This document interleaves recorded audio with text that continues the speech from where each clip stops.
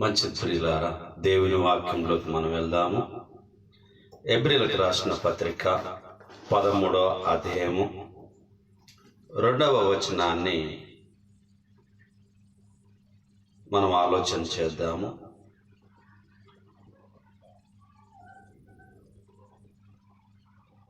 మొదటి వచనంలోనే బి భాగాన్ని మనం చూద్దాము. ఆతిథ్యం చేయ మరవకుడి, దాని వలన కొందరు ఎరగకయే దేవదూతలకు ఆతిథ్యము చేసిరి. ఆతిథ్యం చేయ మరవకుడి. నేటి దినాన ఆతిథ్యం చేయ మరవకుడి అనే అంశం ద్వారా కొన్ని విషయాలను మనం లేఖనాలను పరిశీలన మనం చేద్దాం. ప్రియులారా, రోమీయులకు రాసిన పత్రిక 12వ అధ్యాయము 3 నుంచి కొన్ని వచనాలు మనం చూద్దాము. రోమీయులకు రాసిన పత్రిక 12వ అధ్యాయము 3 నుంచి కొన్ని వచనాలను మనం పరిశీలన చేద్దాం. తన్ను తాను ఎంచుకొనదగిన దానికంటే ఎక్కువగా ఎంచుకొనక, దేవుడు ఒకనికి విభజించి ఇచ్చిన విశ్వాస పరిమాణ ప్రకారము తాను స్వస్థ బుద్ధి గలవాడగుటకై తగిన రీతిగా తన్ను ఎంచుకొనవలెనని నాకు అనుగ్రహింపబడిన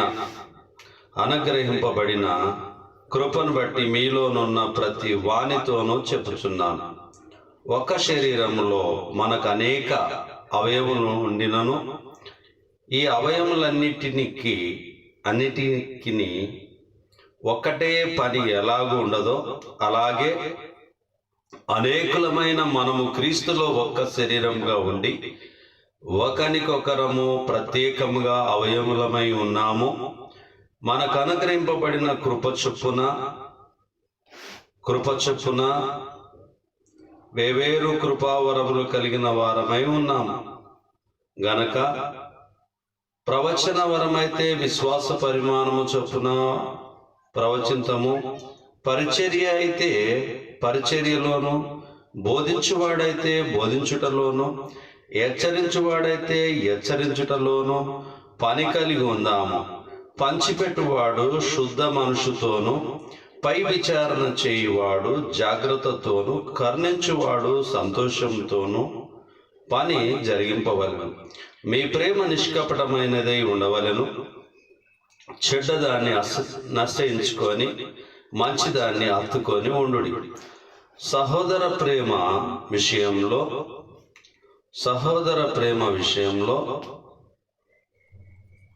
మరి ఈ లేఖనంలో మనం చూసినప్పుడు, సహోదర ప్రేమ విషయంలో ఒకని అందొకడు అనురాగం గల వారై, ఘనత విషయంలో ఒకడు గొప్పగా ఎంచుకొనడి, ఆసక్తి విషయంలో మాంద్యులు కాక ఆత్మయందు తీవ్రత గలవారై ప్రభువును సేవించుడి.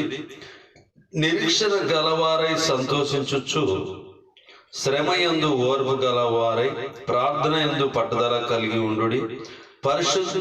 పరిశుద్ధుల అవసరంలో పాలు పొందుచు శ్రద్ధగా ఆతిథ్యము ఇచ్చుచుండుడి. మేము హింసించు వారిని దీవించుడి గాని శపింపవద్దు. సంతోషించు వారితో సంతోషించుడి,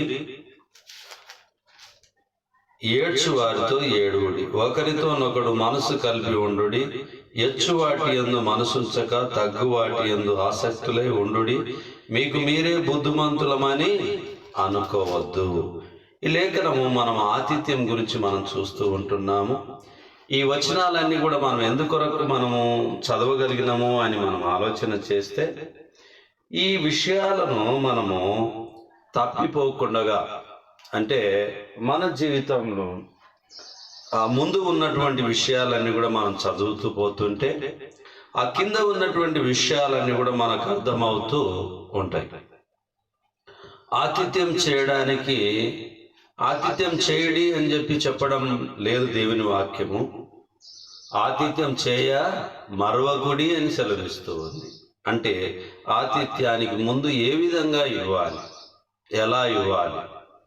అలాగనే ఆతిథ్యం తీసుకునేటటువంటి వ్యక్తులు తిరిగి వారు కూడా ఆతిథ్యం ఇచ్చేటటువంటి వారిగా ఉండాలి. ఒకరికొకరు సమయాన్ని బట్టి, సందర్భాన్ని బట్టి ఆతిథ్యం ఇచ్చేటటువంటి వారిగా. కొన్ని సందర్భంలో మరి స్థితిగతులు లేనటువంటి పరిస్థితుల్లో మరి మనము వారికి సహాయకులుగా ముందుండాలి, మనోధైర్యాన్ని కల్పించాలి. అలాగునే వారికి సహాయపడేటటువంటి హస్తాలుగా మనము ఉండాలి. ఆతిథ్యం స్వీకరించడమే కాదు, ఇవ్వడం కూడా మనం నేర్చుకొని ఉండాలి. కాబట్టి నా ప్రియమైనటువంటి సహోదరి సహోదరులారా, మరి 14వ వచనాన్ని మనం చూసినప్పుడు శ్రద్ధగా ఆతిథ్యము ఇచ్చుచుండుడి. ఎట్లా ఇవ్వాలంట? శ్రద్ధగా ఇవ్వాలంట. 21 చూస్తే కీడు వలన జయింపబడక మేలు చేత కీడును జయించుము. 20వ వచనం, కాబట్టి నీ శత్రువు ఆకలిగొని ఉంటే అతనికి భోజనం పెట్టుము, దప్పిగొని ఉంటే దాహమేమో, అలాగు చేయటం వలన అతని తల మీద నిప్పులు కుప్పగా పోయుదువు. ఆతిథ్యము చేయడము ఎంతో ప్రాముఖ్యమై ఉంటున్నది. ఆతిథ్యము చేయడము అని అంటే మరి ఆదికాండము మనం ఆలోచన చేద్దాం ప్రియులారా. ఆదికాండము 18వ అధ్యాయము 1 నుంచి 8 వచనాల వరకు మనం చూద్దాము. ఆదికాండము 18 1 నుంచి 8 వరకు చూద్దాము. ఇందులో లేఖనాల్లో అబ్రహాం గురించి, వారు ఆతిథ్యం ఇచ్చేటటువంటి విషయం గురించి మనకు లేఖనాలు పొందుపరుస్తూ ఉంటున్నాయి.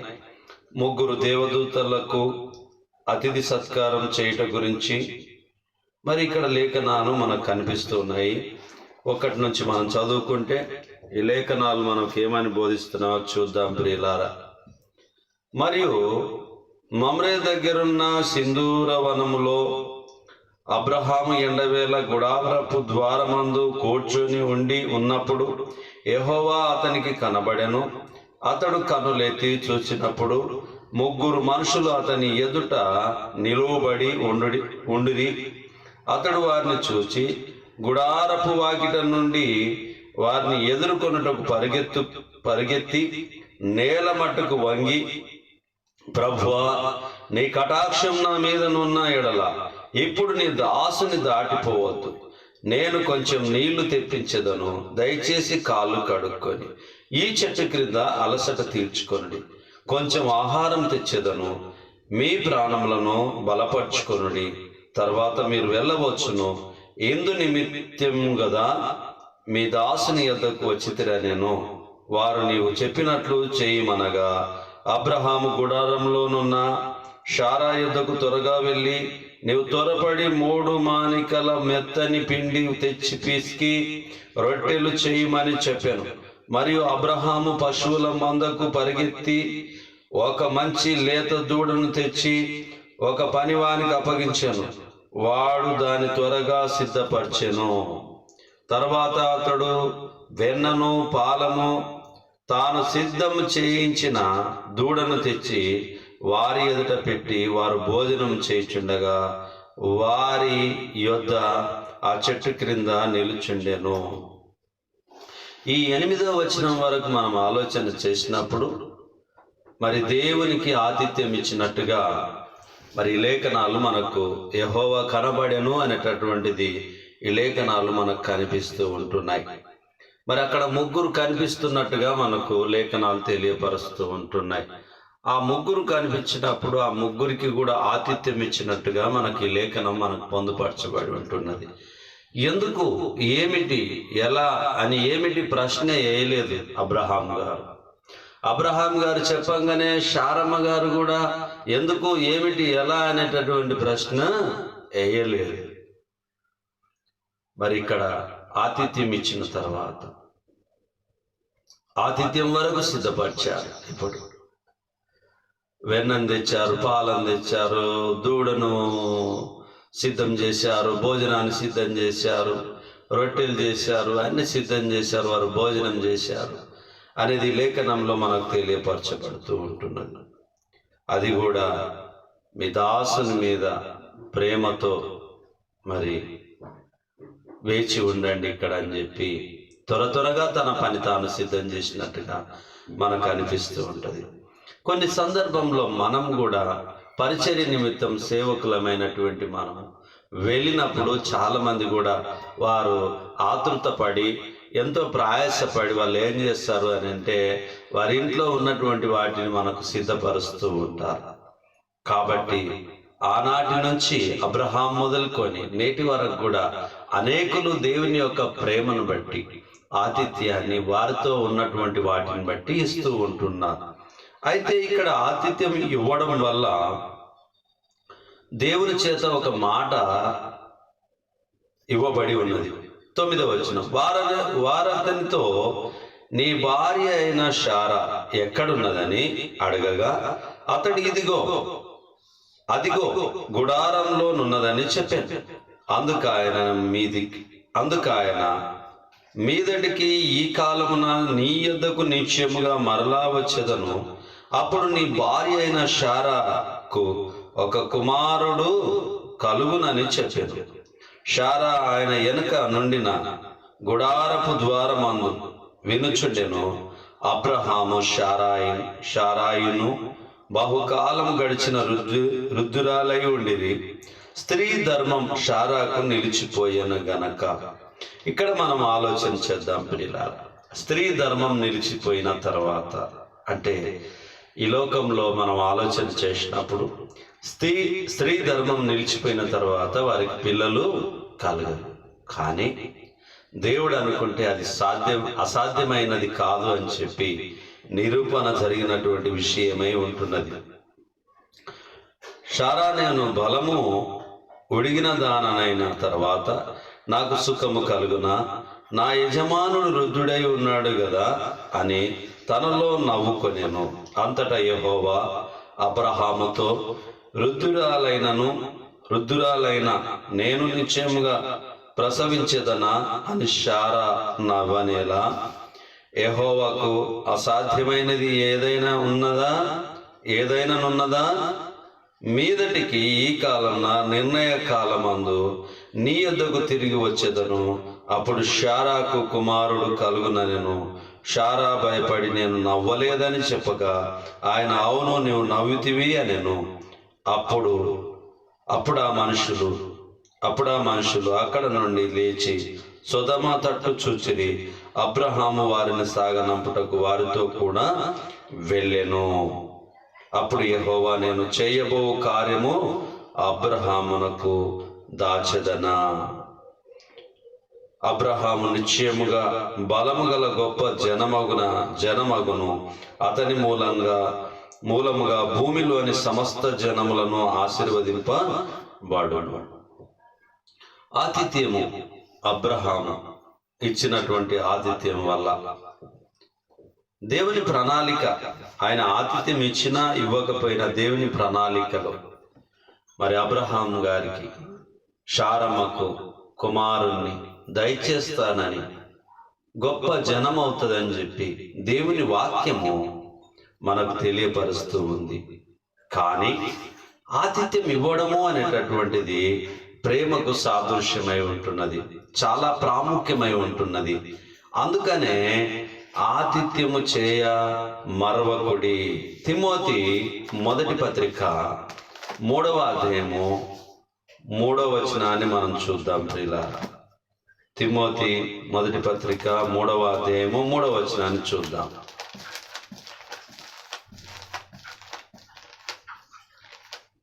మొదటి పత్రిక 3వ అధ్యాయం 3వ వచనం.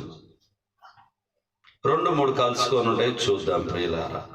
అధ్యక్షుడగు వాడు నిందారహితుడును, ఏకపత్ని పురుషుడును, మితానుభావుడును, స్వస్థ బుద్ధి గల వాడును, మర్యాదస్తుడును, అతిథి ప్రియుడును, బోధింపదగిన వాడునై ఉండి మద్యపానియు కొట్టువాడును కాక సాత్వికుడును, జగడమాడని వాడును, ధనాపేక్ష లేని వాడునై. ఇక్కడ కొన్ని సూచనలు ఇవ్వబడి ఉంటున్నాయి. ఆతిథ్యం ఇచ్చేటటువంటి వ్యక్తిలో కూడా అలాగనే అధ్యక్షుడు అని అంటే దేవుడిచ్చినటువంటి బాధ్యతను కొనసాగించేటటువంటి వ్యక్తులకు వారికి ఉండాల్సినటువంటి లక్షణాల గురించి తిమోతి పత్రికలో అధ్యక్షుల అర్హతల గురించి ఇక్కడ ఇవ్వబడ్డాయి. అందులో ఎలా ఉండాలి అనేటటువంటి విషయాన్ని మనం చూసినప్పుడు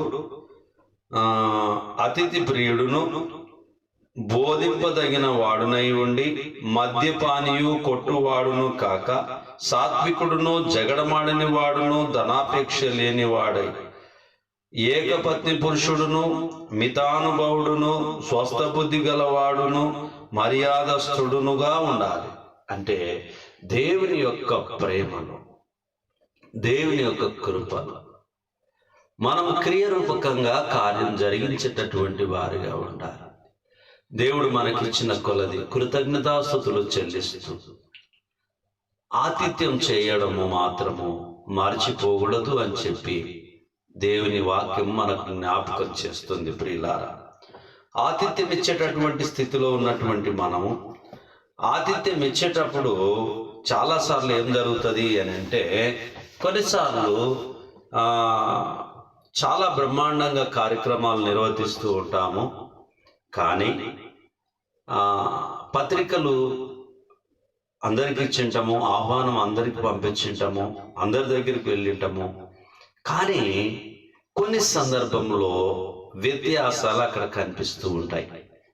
ఏమిటి అంటే, అక్కడ ఒక ఆలోచన కూడా మనం చేయాలి. ఎందుకనంటే ఆ కార్యక్రమంలో చాలా మందిని పిలిచింటారు.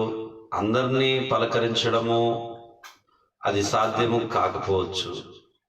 కొందరిని మాత్రం పలకరించవచ్చు. చూచేవారికి అది మమ్మల్ని పలకరించలేదు కదా అని అనుకోవచ్చు. కానీ ఆహ్వాన పత్రిక అందిన తర్వాత మరి మనం ఇచ్చేటటువంటి ఆతిథ్యం ప్రేమపూర్వకమైనటువంటి విందుగా మనం ఉండాలి. ఆ తర్వాత ఎప్పుడూ వాటి విషయంలో మనము నేను ఇలా చేశాను కదా అనేటటువంటి పొగడ్తల కొరకు ఎప్పుడు మనము పోకూడదు. ఆతిథ్యం మరవకుడి అని చెప్పి దేవుని వాక్యం సెలవిస్తుంది.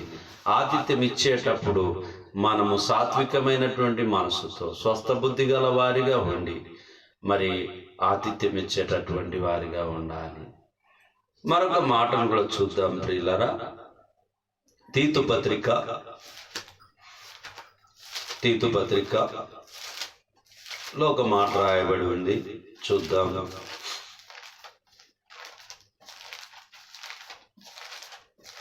తీతు పత్రిక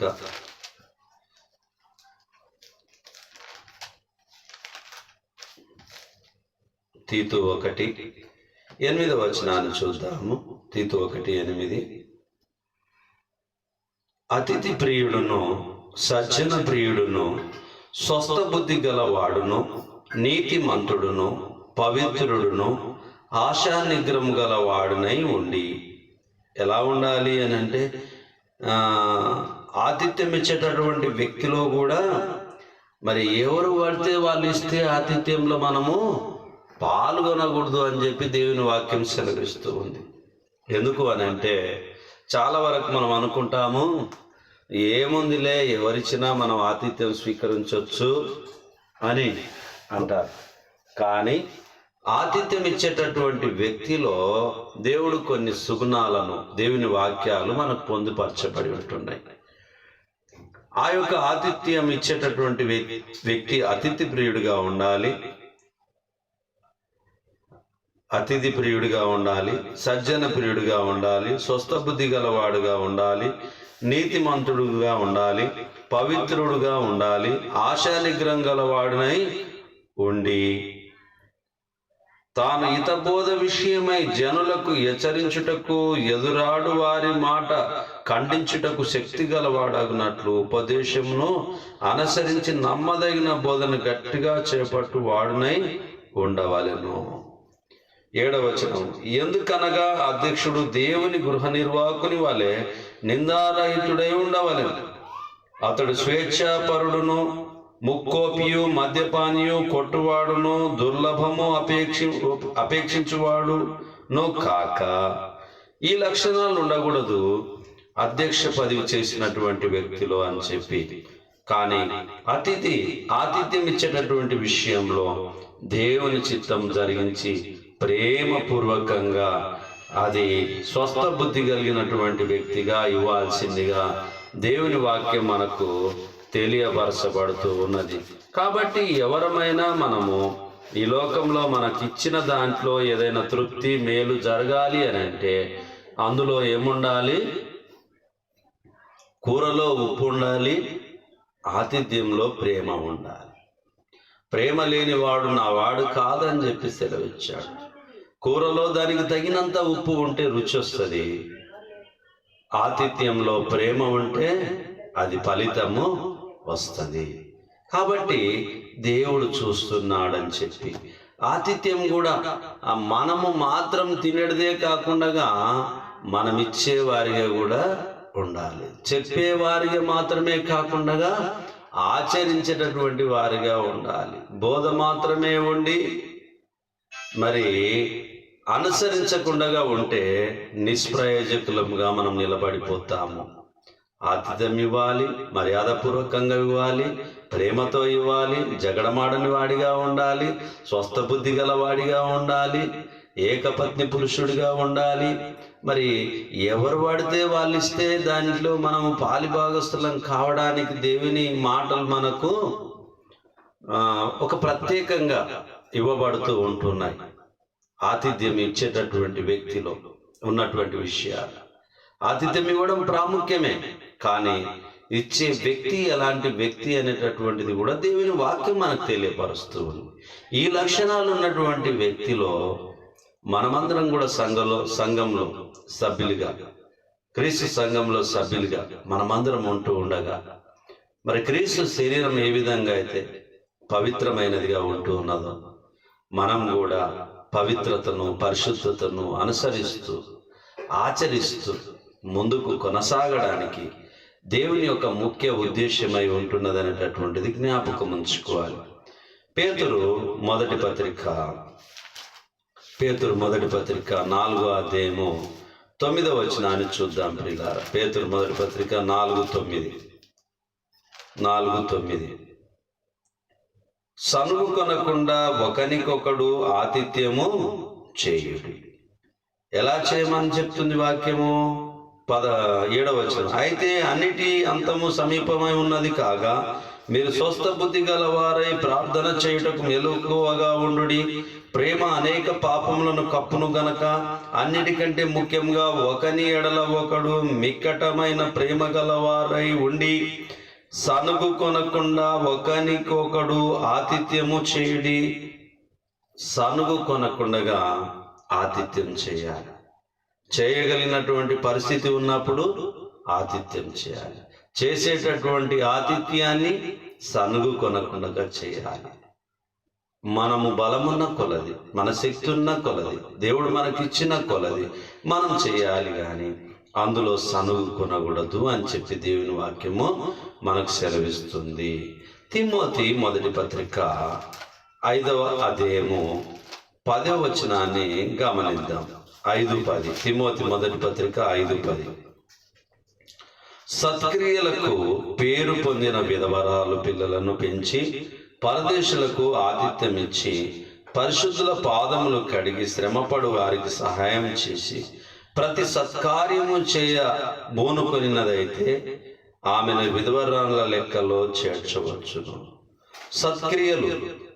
సత్క్రియలు దేవునికి చాలా ఇష్టమైనవి. క్రియలు లేని విశ్వాసము మృతమని చెప్పి దేవుని వాక్యం సెలవిచ్చింది. సత్క్రియలు చాలా ప్రాముఖ్యమై ఉంటున్నాయి. కాబట్టి ఆ యొక్క క్రియలు మనం చేసేవారిగా ఉండాలి. ఎబ్రీ పత్రిక 13వ అధ్యాయము మరి మొదటి వచనంలో బి భాగాన్ని మనం చూసినప్పుడు ఆతిథ్యం చేయ మర్వకుడి అని చెప్పి దేవుని వాక్యము సెలవు. ఆతిథ్యం చేయ మర్వకుడి. దాని వలన కొందరు ఎరగకయే దేవదూతలకు ఆతిథ్యము చేసేది అని చెప్పి లేఖనాలు రాయబడున్నాయి. కాబట్టి దేవుని చిత్తం మనం అందరం జరిగిద్దాం. మనమిచ్చే ఆతిథ్యం అది కొద్దిగైనా గొప్పదైనా సనుగు కొనకుండా ఇద్దాము. దేవుని ప్రేమ వలన మనం కూడా ప్రేమను పంచుదాము. ప్రేమను పంచి ప్రేమను పెంచుదాం. ప్రేమలో దేవుడు కనిపించాలి. ప్రేమలో దేవుని కృపను మనం విస్తరింప చేయాలి. ప్రేమ లేని వాడు నా వాడు కాదని దేవుని వాక్యం సెలవిస్తుంది. కాబట్టి నీవు నేను చేయాల్సినటువంటి ఆతిథ్యము ఆ సనుగు కొనకుండగా చేయాలి. కాబట్టి దేవుని చిత్తము మనం అలాగూ జరిగిద్దాం. శ్రద్ధగా వాక్యం విన్న మీ అందరికీ ప్రభు నామమున వందనాలు. చిన్న ప్రార్థన చేసుకుందాం. మహోన్నతుడా, మహాగణుడా, పరిశుద్ధుడా, మీ పరిశుద్ధమైన నామాన్ని బట్టి మీకు వందనాలు నాయన. ఇదిగో తండ్రి, కొద్దిసేపు ఆతిథ్యం గురించి ఎలా ఇవ్వాలనో, ఎవరు ఇవ్వాలనో, ఎందుకు ఇవ్వాలనో, ఏ విధంగా ఇవ్వాలనో అనేటటువంటిది హెబ్రీ పత్రికలో 13వ అధ్యాయంలో మొదటి వచనంలో బి భాగం నుంచి మేము చూసుకొని ఉంటున్నాం నాయన. మీ కృప చొప్పున మీ చిత్తానుసారంగా మేము ఆతిథ్యం ఇచ్చేటప్పుడు అందులో ప్రేమ లేకుండా ఇవ్వకుండా, సనుకోనకుండా ఇవ్వడానికి మంచి మనసును మాకు దయచేసి మేమిచ్చే ఆతిథ్యం వల్ల మీ మేలును మేము పొందే భాగ్యాన్ని మాకు అనుగ్రహించమని. ఇంతవరకు నాయన తెలిసి తెలియక మేము సనుకొని ఉండొచ్చు, దయతో కనికరించి క్షమించండి. ఇంతవరకు ఆతిథ్యం ఎలా ఇవ్వాలనో తెలియక ఆతిథ్యం ఇచ్చిండొచ్చు, దయతో కనికరించి క్షమించండి. ఇక మీదట నాయన ఆతిథ్యం ఇచ్చేటటువంటి విషయం